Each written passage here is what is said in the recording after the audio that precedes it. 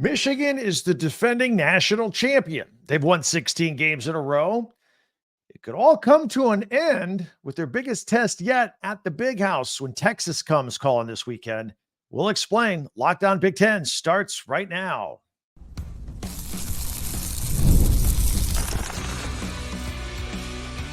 You are Locked On Big Ten, your daily podcast on the Big Ten Conference. Part of the Locked On Podcast Network, your team every day. Welcome to Locked On Big Ten. I'm Craig Shemon. Coming up on 40 years as a sports talk show host and a play-by-play announcer. And I want to thank you for making us your first listen every day. We are free and available wherever you get your podcasts and on YouTube, part of the Locked On Podcast Network, your team every day. And now through September 22nd, all FanDuel customers can bet $5 to get a 3-week free trial of NFL Sunday Ticket from YouTube and YouTube TV. Visit FanDuel.com/lockedon to get started. Well, the Big House Blues on Saturday, or will they be victorious? Talk about it. Jim Harbaugh, by the way, speaks out on the NCAA. Michigan State set a record on Saturday and nobody noticed. And we'll have our Big Ten classics and live action at the end of this podcast. Hang on for that. All right. So they say that everything is bigger in Texas. That is until the Longhorns arrive in Ann Arbor and see the Big House filled with 107,000 people all dressed in maize. By the way, burnt orange, that's going to clash with the maize when you watch it on TV on Saturday afternoon. But let's talk about the game. Again, it'll air at noon on Fox. It's a big one. First of all, Fox's big noon kickoff will be there in Ann Arbor.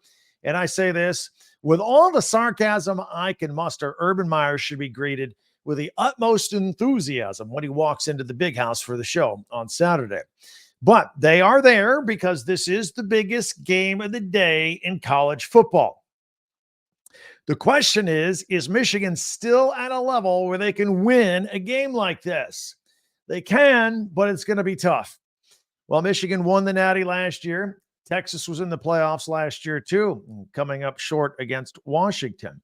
Now, you need to look no further than the quarterback situation for both of these teams, kind of see the difference in where each program is at right now.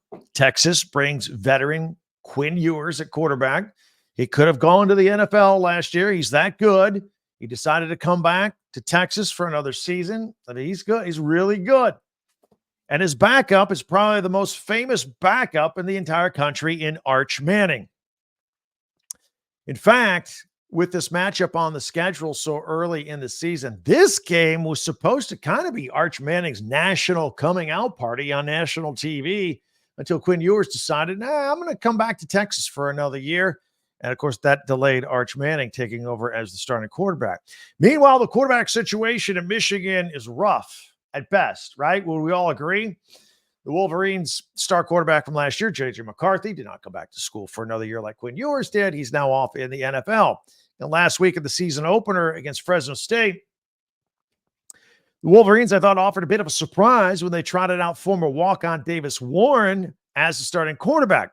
Alex Orji, who played sparingly as a change of pace guy with J.J. McCarthy last year, was expected by many to be the starter. Made a few appearances in last week's game, too. He still appears to be a change of pace quarterback guy, right? Although he did throw a touchdown pass in the Wolverines' first drive, but overall, the Wolverines' passing game wasn't that great last week. It just wasn't. A lot of things weren't that great last week. And by the way, what is Jack Tuttle's role in all this going to be as he enters his 7th college football season? He's been hurt.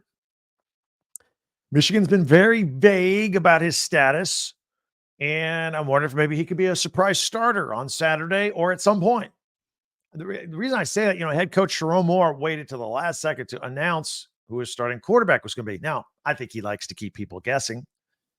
But I also had a feeling maybe he was waiting for the last second to see maybe if Jack Tuttle was going to be healthy and maybe he was going to get the starting nod last week. I'm not sure. Outside of quarterback, I still have concerns about this Michigan football team. They did not look like Michigan football until midway through the fourth quarter last week when their size and their strength eventually had beaten Fresno State down. And then they started to look like Michigan football in the second half of the fourth quarter last week. The offensive line, they had 5 new starters. All of them up front were, they look new. But you know what? That's normal.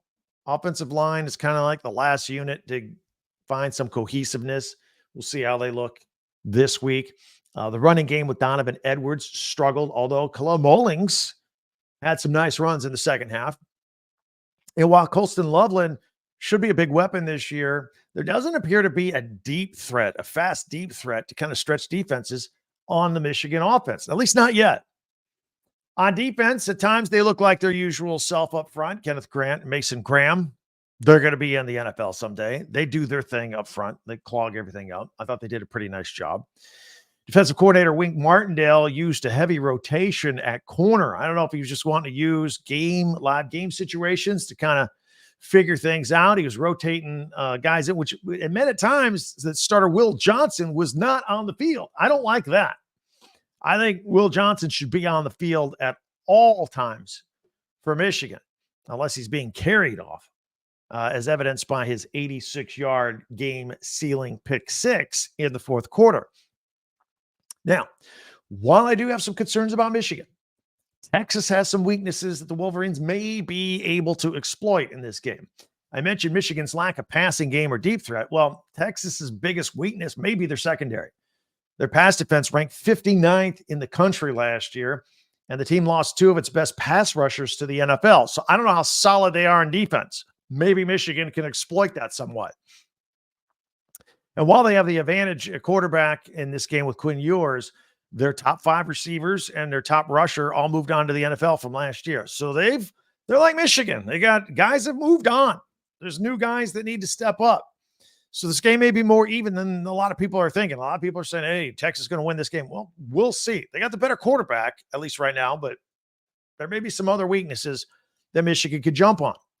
So it brings us to the question we asked at the top. Can Michigan win this game? Yeah, they can. It's going to be tough. I think home field advantage will help a little bit, although Quinn Ewers is playing some tough spots, and there's a lot of players here on Texas that have gone into Tuscaloosa and won at Alabama before. So a lot of guys are used to this. So I don't think it's going to be an automatic advantage for Texas. It's just something to look at. Most coaches have told me over my broadcast career that you will see the biggest jump in improvement in college football from week 1 to week 2. You know, week 1 is kind of feeling everything out, getting off the practice field, going against live action. It's hard. Mistakes are made. You make the big improvement after you watch film and you go into week 2, and then you kind of get into your flow for the rest of the year. Based on what I saw last week, let's hope that's the case for Michigan this week. This game is going to tell us a lot about what direction the rest of this season will go for Sharon Moore in Michigan. Are they still at the level where they can play in big games and win big games, or are they going to take a slight step back? We're going to find out. Win, lose, or draw. We will find out what Michigan is going to be for the rest of the season. Again, most of the experts out there are expecting the Longhorns to come away with a victory. In fact, Vegas has them about a 7.5-point favorite in this game as we speak with you right now.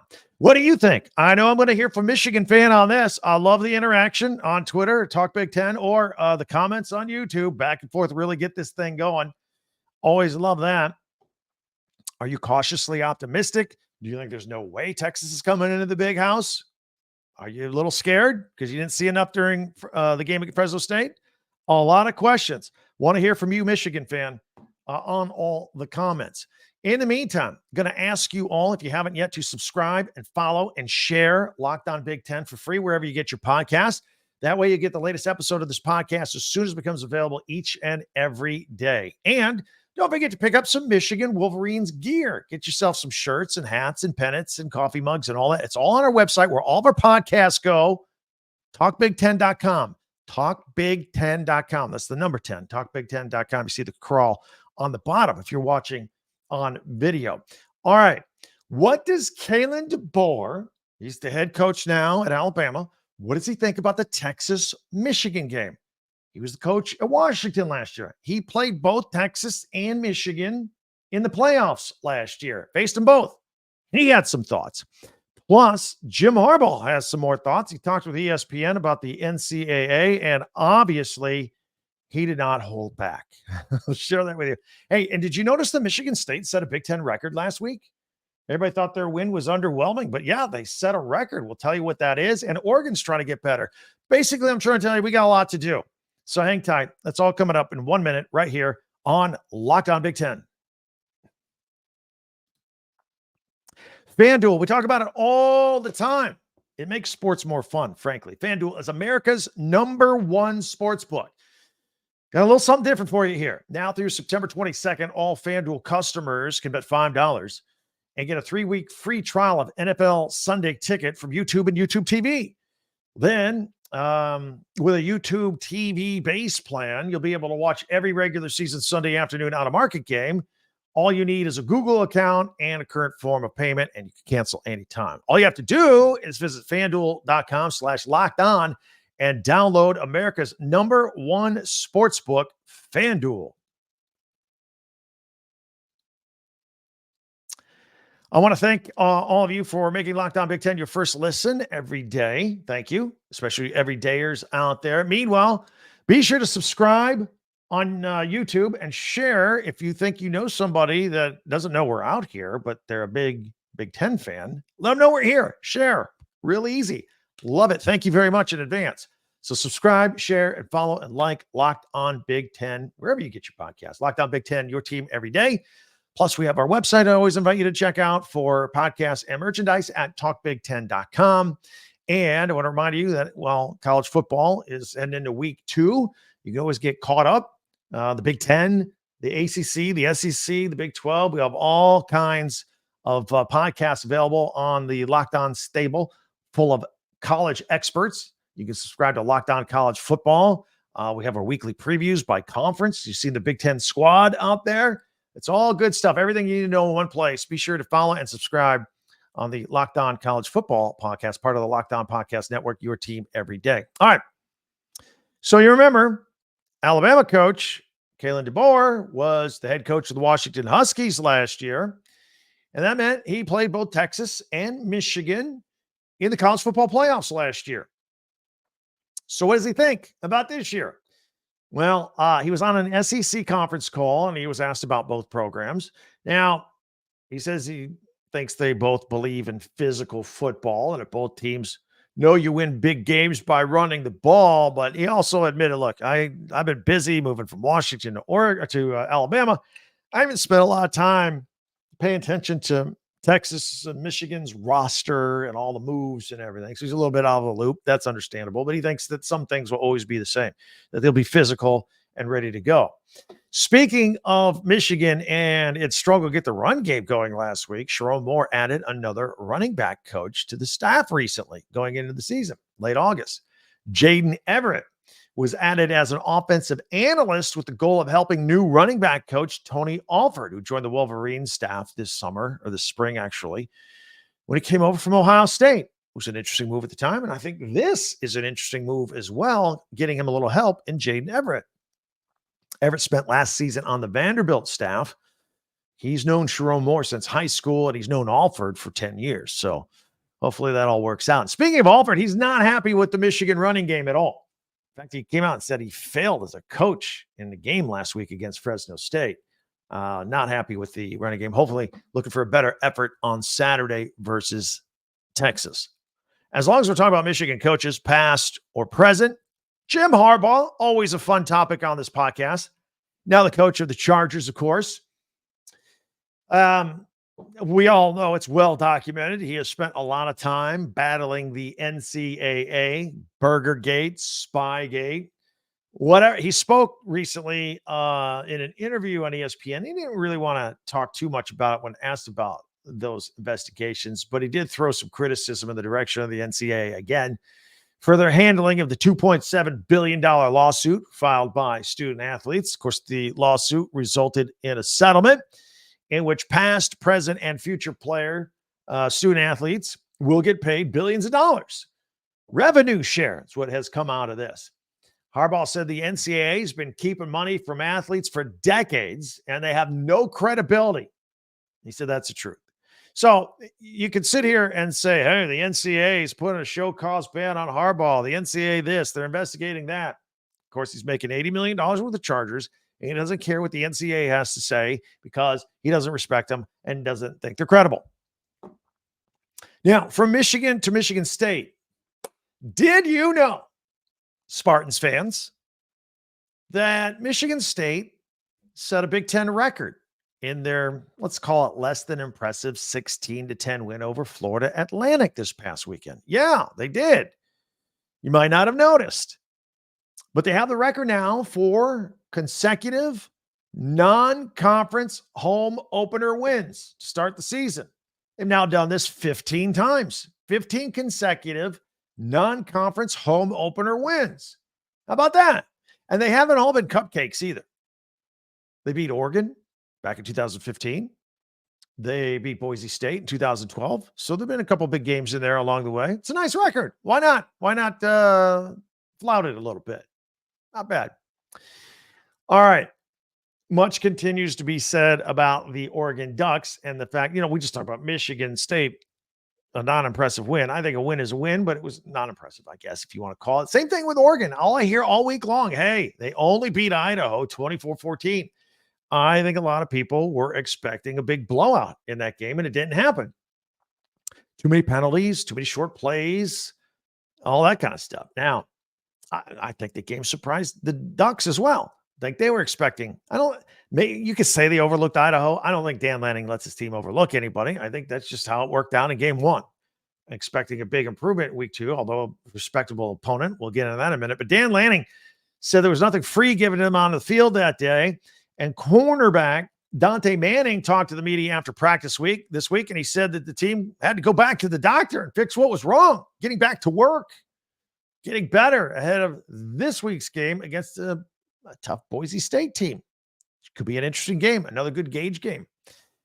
Manning emphasized communication and tackling better and swarming the ball on defense. Of course, he's one of the leaders there on that defense, and when he speaks, people listen. The Boise State Broncos, they could come out swinging. They got quarterback Maddox Madsen.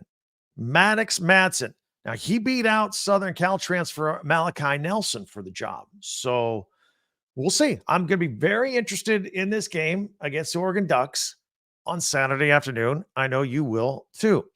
All right. Speaking of what's coming up this weekend, as you know, and maybe you don't know, maybe you're new to, we got a lot of new followers and listeners lately. So our final segment each day, we always like to do a specific feature on the day. Mondays, we always come out with our top 10 Big Ten observations from the weekend. Tuesday tweets. Wednesdays, we power rank the conference and then let you comment on it. Thursdays, we take a look at the Big Ten Network schedule. We're not affiliated with the Big Ten Network, but obviously we have a lot of the same interests. We look at their schedule, and we always do Big Ten classics. We love when they play those old-timey games and whatnot. And then we also look at the live programming, let you know who's airing, where, and when, and all that stuff. So that's all coming up. And then, by the way, Fridays, we always do Pigskin Picks. So if you're new, welcome aboard. Again, don't forget to subscribe and share, and then we can do this every single day. So we'll take a look at our Big Ten Classics. It's coming up in 1 minute right here on Locked On Big Ten. LinkedIn Jobs. Let's talk about it. When you're hiring for your small business or small office and you want to find quality professionals that are just right for the role, there's a lot going on. When you're running an office, you got to do your own job. You got to manage people. And then when somebody's gone, maybe they got let go, maybe they moved on. Everybody's got to pick up the slack, and then you got to go through resumes and all that. LinkedIn Jobs helps make that whole process smoother. All right. Helps you find the right professionals for your team faster and for free. LinkedIn is not just a job board. LinkedIn helps you hire professionals you can't find anywhere else, even those who aren't actively searching for a new job, but might be open to a perfect role if it landed in their lap. You can find them here. In a given month, over 70% of LinkedIn users don't visit other leading job sites. So if you're not looking on LinkedIn, you're looking in the wrong place. LinkedIn knows that small businesses are wearing so many hats, and they might have the time or the resources to hire, like we just said. So check it out. 2.5 million small businesses use LinkedIn for hiring. Post your job for free at linkedin.com/lockedoncollege. That's linkedin.com/lockedoncollege to post your job for free. Terms and conditions apply. All right, it is time now for our weekly feature here on Thursdays, and we like to do Big Ten Classics and also throw in the live programming is coming up with all these football games we've got going on. If you're audio only, we always put this on full screen, so I will describe it as best as I can so you don't feel left out. But we will pick things up on Friday, September 6th at 2 o'clock Eastern time. There is a Maryland football classic. It's Michigan State at Maryland. This is from 2016 when Perry Hills passed for 200 yards and 2 touchdowns in the Terps' 28-17 win over the Spartans. At 4 o'clock Eastern time, we got a Nebraska football classic, Colorado at Nebraska. And I'm really looking forward to this game this year, this Saturday night. But in this one from 1996, the Cornhusker defense took center stage in their 17-12 victory over the Buffs, holding Colorado to a season-low offense while sacking quarterback Coy Detmer 3 times in that one. And then we have live Friday night football. 2 Big Ten teams are in action on Friday night. Indiana has a game and Northwestern has a game Lakeside. But the one that will air on the Big Ten Network at 7 o'clock Eastern time, Western Illinois comes into Bloomington to take on the Indiana Hoosiers. Then we move on to Saturday. The Big Ten Network's Big Ten Tailgate Show comes from Happy Valley and Penn State. That will start airing at 10 o'clock Eastern, and then they will go into their live broadcast of Big Ten football at noon, Bowling Green at Penn State. This is their home opener because they opened on the road at West Virginia, dazzled everybody on TV with this new look offense led by Andy Kotelnicki. Now they get to come home in front of the faithful and show off there. That'll be a fun atmosphere out there. And then at 3:30, more Big Ten football, Michigan State at Maryland. This is our first Big Ten conference game of the season. Big Ten versus Big Ten. Michigan State at Maryland, 3:30. Maryland put up a 50 spot last week. Michigan State only scored 16. We'll see how this evens out at Maryland. We'll take a look at this game tomorrow on our Pigskin Picks, among all the others. Saturday continues at 7:30.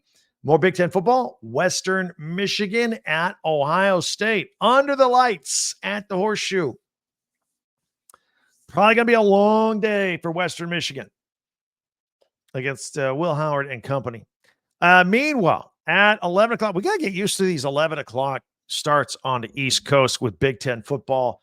Now that Southern Cal and all the West Coast teams have their home games, Utah State at USC. You can watch that on the Big Ten Network. USC, their first, get their home opener for one. They played in that neutral site at Vegas and impressed the whole college football world against LSU on Sunday night. A couple of ranked teams going at it, and USC coming out on top. All those wide receivers and that improved defense and Miller Moss at quarterback. That is a fun football team watching USC. All right, and then let's look at Sunday. I only put one of these on here. They got their Big Ten football in 60 where they just do edit after edit, snap by snap by snap. I do know for a fact at 2 o'clock Eastern, they will have Michigan State at Maryland, a 1-hour package highlight deal. So if you missed it on Saturday and you want to watch it on Sunday, go ahead. They've got these scheduled, the Big Ten football in 60 scheduled throughout the day. They haven't announced at the time of this podcast what games they're going to be putting in them, but there's going to be a whole myriad of them throughout the day on Sunday. So pop over in between some NFL games and get caught up on some of the Big Ten highlight package shows, Big Ten football in 60 throughout the day. But at 2 o'clock Eastern, I know for sure they're going to show the highlights of the Michigan State Maryland game. So Spartans fans and Terps fans, be sure and lock in there. All right. That'll do it for our look at Big Ten classics and live action going into the weekend, week 2 of the college football season. Can you believe it? Week 2 already. We're in the throes of it here. In the meantime, always inviting you to interact with this podcast, either on Twitter at Talk Big Ten or the comments back and forth on YouTube are fantastic. You can always check that out. And then you can also hit us up on our website, talkbig10.com. That'll go straight to an email. No matter what you do, we always ask, be sure to subscribe. It's free. It does not require any personal information. It's just a little click. And then we're in the same loop together each and every day. And we're out here every day for you. So subscribe, follow, and we're also asking you to share us with a friend that you think might be interested in this podcast, if you don't mind. So subscribe, follow, and share this podcast right now before you leave from your favorite podcast app, and you'll get the latest episode of Lockdown Big Ten as soon as it becomes available each and every day. Always invite you to watch another episode, a past episode, get caught up. Maybe you missed. It's all there on the website, talkbig10.com. And then maybe enjoy a second listen of the day with Locked On College Football colleagues with their podcast, everything going on in college football. So check that out. Locked On College Football, available on YouTube or wherever you get your podcast, part of the Locked On Podcast Network, your team every day. All right. Again, we got two teams in action tomorrow for Friday, I should say. Yeah. That'll be Northwestern got a home game. Indiana has a home game. And then everybody else is on Saturday. No Sunday night games or anything like that. We'll get it boiled down to Saturday football. The big ones, obviously, Michigan and Texas at noon in the Big House. And then the 7:30 game with Nebraska hosting Colorado. We will go live after that game on our live YouTube channel. You can find it right here on YouTube. That'll be about 10:50, 11 o'clock. We'll go live like we did last weekend. It's a fantastic response. We always enjoy doing it. It's always a lot of fun. So until tomorrow, and then again, until our live broadcast on Saturday, thanks for joining us. I hope you enjoyed it. Spread the word. And I can't wait till we meet again next time. I'm Craig Shemon for Locked On Big Ten.